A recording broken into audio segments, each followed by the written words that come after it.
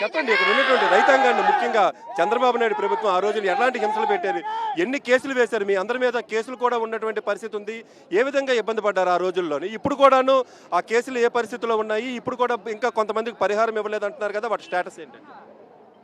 2015లో notification ఇవ్వకముందే సుమారు 15,000 ఎకరాలు acquisition చేస్తామని చెప్పి ఆ రోజు తెలుగుదేశం ప్రభుత్వం అనౌన్స్ చేస్తే ఆ రోజు వైఎస్ఆర్ కాంగ్రెస్ పార్టీ తరఫున అందరూ పోరాటం చేసి ఉద్యమాలు చేయడం వలన 5,300 ఎకరాలు నోటిఫికేషన్ ఇచ్చిన తర్వాత మళ్ళీ జగన్మోహన్ రెడ్డి గారు మరి ముఖ్యమంత్రి అయిన తర్వాత 2,700 ఎకరాలు కుదించి మరి ఆ రోజు మరి శంకుస్థాపన కార్యక్రమం చేయడం జరిగింది. ఏదైతే జగన్మోహన్ రెడ్డి గారు రైతులతో సంప్రదింపులు చేసి రైతులకు అనుకూలంగా నష్టపరిహారం కూడా ఇచ్చిన తర్వాతనే శంకుస్థాపన చేశారు తప్ప అటువంటి చంద్రబాబు నాయుడు ఏదైతే ఇక్కడ ఉన్నటువంటి రైతాంగాన్ని నష్టపరిచి భూములు లాక్కోవాలనే ఆలోచనతో ఎవరైతే పెద్దవారికి భూములు కట్టబెట్టాలని చెప్పి ఆ రోజు 5,000 ఎకరాలకి నోటిఫికేషన్ ఇచ్చారు. అది దురదృష్టం. ఈవేళ జగన్మోహన్ రెడ్డి గారు ఏదైతే 2023లో శంకుస్థాపన చేశారో ఆ తర్వాతనే పనులు ప్రారంభించారు. రైతులందరికీ కూడా నష్టపరిహారం మరి కోర్టులో లేని వాళ్ళందరూ కూడా ఇవ్వడం జరిగింది. మరి ఏదైతే ల్యాండ్ ఎక్విజిషన్ మరి ఏదైతే అథారిటీలో డబ్బులు కట్టారో వాళ్ళకి ఇప్పటికి కూడా ఈ ప్రభుత్వం వచ్చిన తర్వాత ఏ ఒక్కరికి కూడా నా పైసా కూడా డబ్బులు ఇవ్వకుండా ఈరోజు ఎయిర్పోర్టు ప్రారంభోత్సవం అన్నారు. ఇది 2023లో జగన్మోహన్ రెడ్డి గారు చెప్పారు 2026లో ప్రారంభోత్సవం చేస్తామని. ఈవేళ తెలుగుదేశం ప్రభుత్వం కానీ జనసేనలు కానీ బీజేపీ కానీ ప్రత్యేకంగా చేసింది లేదు. ఈ జగన్మోహన్ గారి టైంలోనే 80% ఎయిర్పోర్ట్ అనేది నిర్మాణం అనేది జరిగింది. ఏదైతే 20% కూడా మరి జిఎంఆర్ సంస్థ వారే చేశారు. కానీ దానికి చెప్పుకోవడానికి కూటమి ప్రభుత్వం ప్రత్యేకంగా ఏది లేదు.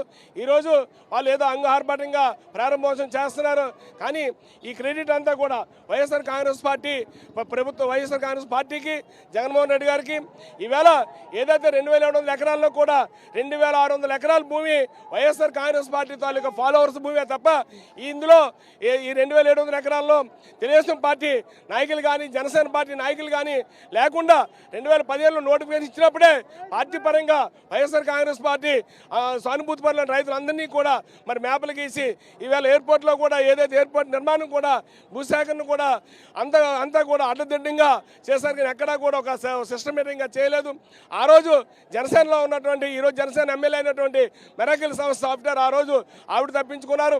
అలానే తెలుగుదేశం పార్టీ ఫాలోవర్స్ ఉన్నటువంటి వాళ్ళు కూడా ఆ రోజు భూములు తప్పించుకొని వైఎస్ఆర్ కాంగ్రెస్ పార్టీ తాలూకా అభిమానుల భూములు తీసుకున్నారు. అయినప్పటికీ కూడా జగన్మోహన్ రెడ్డి గారు ఈ ఏరియా అభివృద్ధి చెందాలి, ఎయిర్పోర్ట్ రావాలన్న ఆలోచనతో మరి ఆ రోజు మేము కూడా వైఎస్ఆర్ కాంగ్రెస్ పార్టీ కూడా దీనికి వ్యతిరేకం కాదు, అభివృద్ధి వ్యతిరేకం కాదు, కానీ అవసరమైన భూమి తీసుకోవాలని చెప్పి ఆ రోజు జగన్మోహన్ రెడ్డి గారు అన్నారు. అవసరమైన భూమిని 2,200 ఎకరాలు మాత్రమే మరి ఆ రోజు తీసుకొని 500 ఎకరాలు అనవసరంగా టీడీపీ ప్రభుత్వం తీసుకొని ఎవరైతే ఈవేళ కొన్ని సంవత్సరాలకు ఇచ్చారో అవి కూడా వెనక్కి తీసుకున్నారు. కానీ ఈవేళ మళ్ళీ కూటమి ప్రభుత్వం 500 ఎకరాలు కూడా మళ్ళీ వాళ్ళకి దారదత్తం చేసిన పరిస్థితుంది. ఈవేళ మళ్ళీ ఈ చంద్రబాబు నాయుడు ప్రభుత్వం ఏదైతే ఆరో 15,000 ఎకరాలు ఆయన ప్రభుత్వాలు పెట్టారో ఈవేళ మళ్ళీ భోగాపురం మండలంలో భోగాపురం ఈస్ట్ వెస్ట్ పోలిపిల్లి దగ్గర మళ్ళీ భూములు తీసుకొని డేటా సెంటర్కి ఇవ్వాలని ఆలోచన ఉంది. దాన్ని విరమించుకోవాలని చెప్పి ఈ మీడియా ద్వారా తెలియజేస్తున్న ప్రభుత్వానికి. అది విరమించుకోకపోతే మళ్ళీ ఈ భోగాపురం మండలంలో వైఎస్ఆర్ కాంగ్రెస్ పార్టీ రైతుల తరఫున పోరాటం చేస్తామని చెప్పి తెలియజేస్తున్నాం. ఇది ఇక్కడ ఉన్నటువంటి పరిస్థితి.